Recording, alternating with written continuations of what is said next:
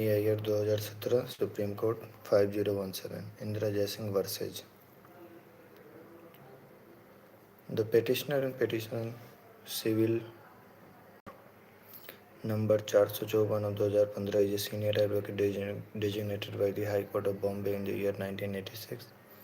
She has been practicing Supreme Court of India for the last several decades and has also served as an additional Solicitor General of India for the last several decades and has also been served as additional Solicitor General for the Union of India. Perception of the petitioner that the present system of designation of senior advocates in the Supreme Court of India is flawed and the system needs to be rectified and acceptable parameters laid down has led to the institution of writ petition civil number 454 of 2015 with the following prayers. Issue writ order or direction declaring the system of delegation of senior advocates by recently introduced method of vote is arbitrary and contrary to the notion of diversity violating Articles 14, 15 and 21 and therefore it is unconstitutional and null and void. And coming to second para. The legal practice in India, though a booming profession, success has come to a few select members of the profession, the vast majority of them being designated senior advocates. The issues raised in the writ petition, therefore, are highly contentious issues raising questions of considerable magnitude so far as the Indian bar and, in fact, the country's legal system is concerned.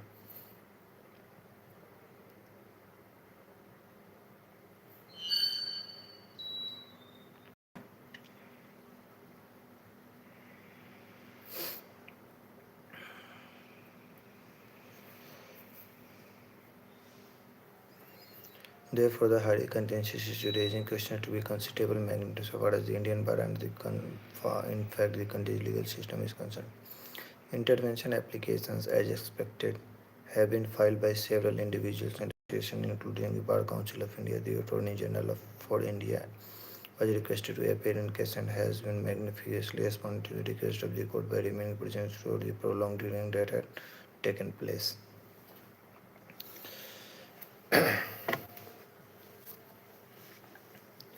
By order of the court dated 24/4/2017, 24 April 2017, passed in IA number 5. Notice of this case has been directed to put up to the website of this court to enable the High Courts and the Bar Association of the different High Courts to participate in the proceedings. Pursuant thereto, many High Courts have communicated to the registry of this court the rules, guidelines framed by the High Courts in the matter of the designation of senior advocates. The Gujarat High Court Advocates Association has filed an intervention application IA number 53321 of 2017 which goes beyond four corners of the writ petition itself in as much as the association has challenged the validity of Section 16 of the Advocate Act 1961. Hereinafter referred to an act which empowers the Supreme Court or a High Court to designate senior advocates. In view of the importance of the issue, we have permitted the Gujarat High Court Advocate Association to urge all contentions as raised by virtually treating the intervention application filed to be a substantive writ petition. Over and above, there is a writ petition filed before the Delhi High Court which has been transferred to this court for being heard along the writ petition civil number 454 of 15. In the said writ petition civil number 63331 of 16 titled National Lawyers Campaign for Judicial Transparency and Reforms and others versus the Bar Council of India and another. Section 16 of the Act has, as well as Rule 2 of the Chapter 4 of the Supreme Court Rules 2013 has been challenged as constitutionally impermissible. Alternatively, it has been prayed that the designation of senior advocates by the Supreme Court of India as well as High Courts of the country be rationalized by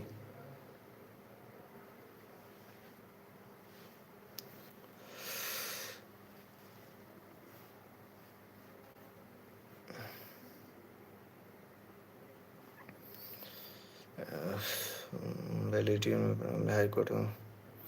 High Courts of the country to be rationalized by laying down acceptable parameters to govern the exercise of designation. There is yet another connect rate petition, that is rate petition number 33 of 16 filed by the High Court of Meghalaya Bar Association, which has heard by this court separately on 14/9/2017.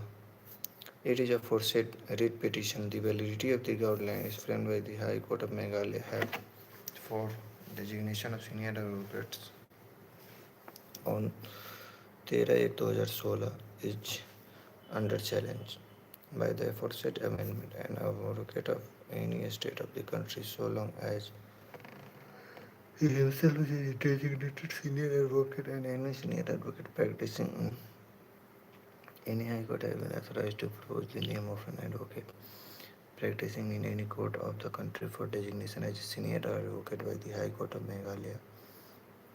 In other words, the effect of the amendment in departure to the prevailing practice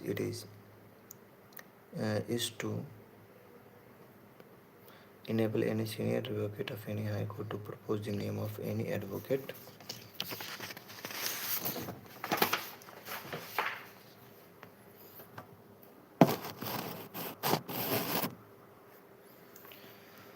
practicing in any high court in the country for designation as a senior advocate of the Meghalaya High Court. Also challenged is the amendment of the said guidelines made on 13/31/2015, by which the requirement of practice of 5 years in any court within the jurisdiction of the High Court of Meghalaya has been deleted, and instead 5-year practice in any court, namely the Supreme Court of India, High Courts or District Courts, has been introduced as a condition for eligibility for designation.